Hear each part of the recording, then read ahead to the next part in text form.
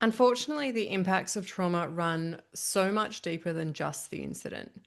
Keeping in mind that your trauma may stem from one incident or it might stem from something a lot more subtle. It might be a series of incidents or something that you're not even aware of. This is one of the most misunderstood parts of trauma, in my opinion.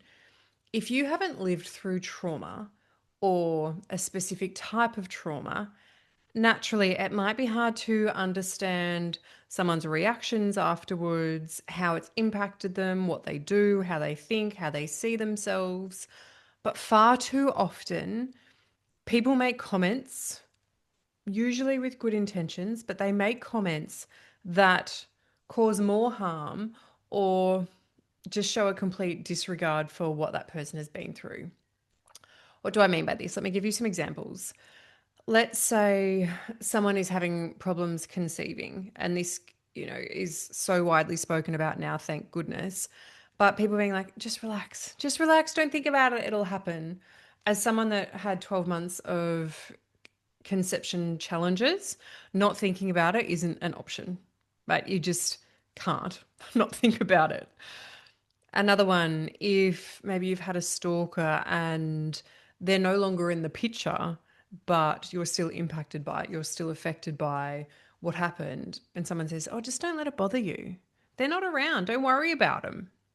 That's unhelpful.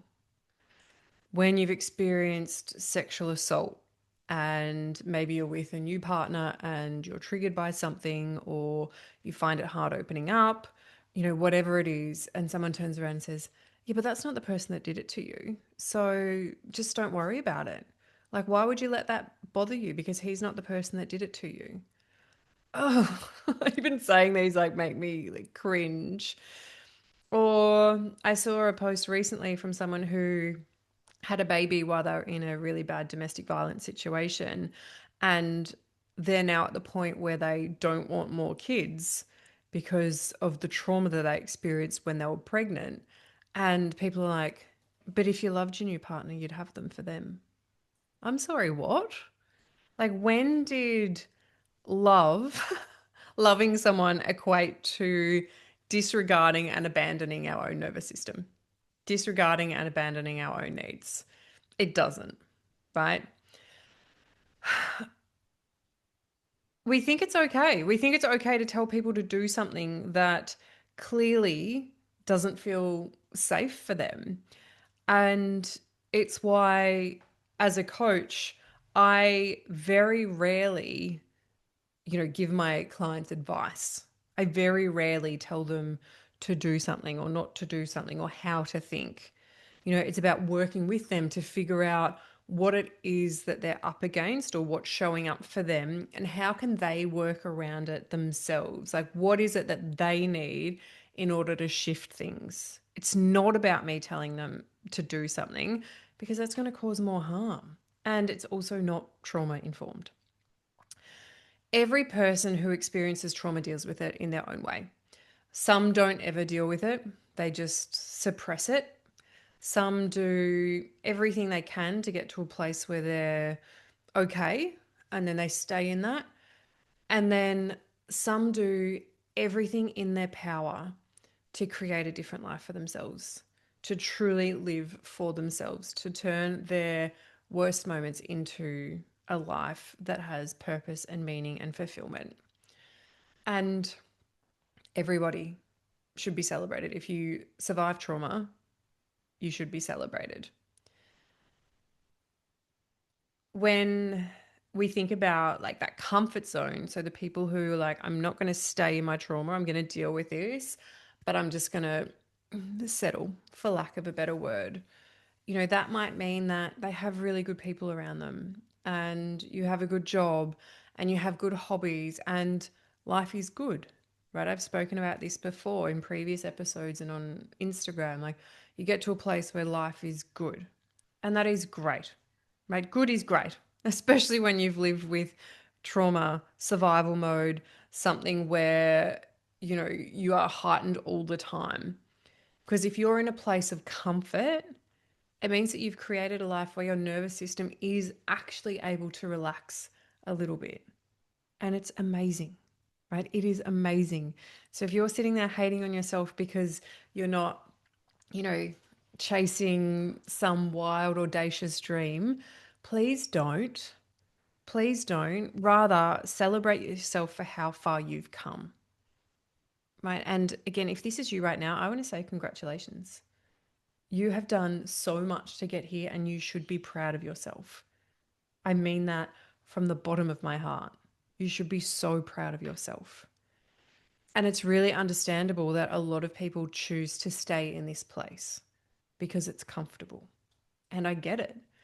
As I said, when you've lived in survival mode in this constant state of fear, getting to a place where you can like take an exhale is really good. Then there are also going to be people who long for more, and that might be you. You might be in a place where you're good, but you want more. You might have a big goal, a vision, something that always is in the back of your mind, but maybe you talk yourself out of it. Maybe you're like, oh, I really want that, but I just don't know, and all of the questions come up. Is it possible? Should I do it? Like all of the things all of the ways and all of the things in which we overthink, that comes up, right? The biggest reason I see people talking themselves out of what they truly want, out of that stretchy thing, out of that big vision, out of the thing that feels almost impossible, but it would be so life changing if they did it, is because of the fear they have around what if it doesn't work? What if it doesn't work? Because that one question is not just one question. That one question is so layered. That question, what if it doesn't work, is attached to failure, which unfortunately we're more wired to look at failure or the negative than we are than a lesson or the positive. And there isn't always going to be a positive, right? I think sometimes we're quick to jump on don't think of it as a negative, think of it as a positive. And sometimes there's not. There might be a lesson or there might be a neutral way of thinking it, or there might be well, it's not quite so bad, but it's not always a positive, you know? But it goes even deeper than that, right? What if it doesn't work? Yes, it's attached to failure, but it runs deeper. Because what if it doesn't work is also attached to what will other people think? What does it mean about me if it doesn't work? What will my family think? Who am I to be successful? Do I even know how to do it? Would anyone even want that from me? There's so many other people doing it. What if it works, but I let someone down? What if I make a mistake? You see, there are so many other fears attached to what if it doesn't work. And then there's also a whole bunch of external factors.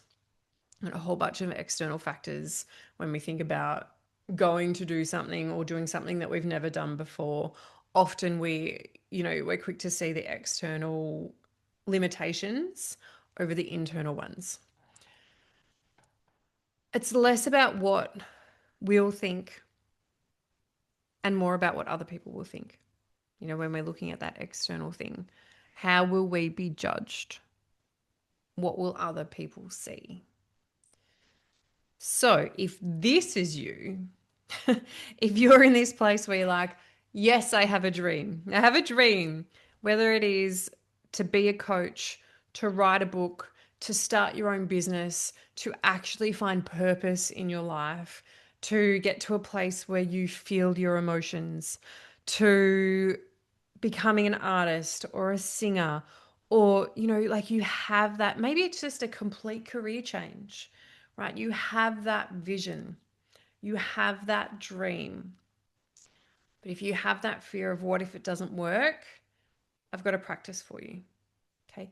This is a practice that is going to help you to start to move through that fear that's keeping you stuck in the comfort so that you can start working towards that vision.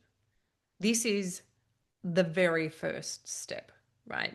I'm not giving you a 5-step formula to making a multi-million dollar business. Not what this episode's about. This episode is around moving through that fear of what if it doesn't work. So there are a bunch of journal prompts, a bunch of questions. I'm going to read them out. They're in the show notes below.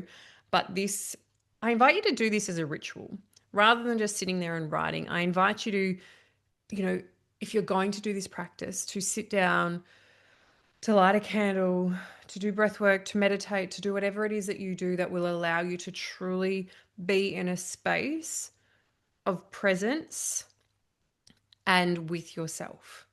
Okay, if you're distracted, if you've got, people and shit going on around you, like these answers are going to be quite surface level.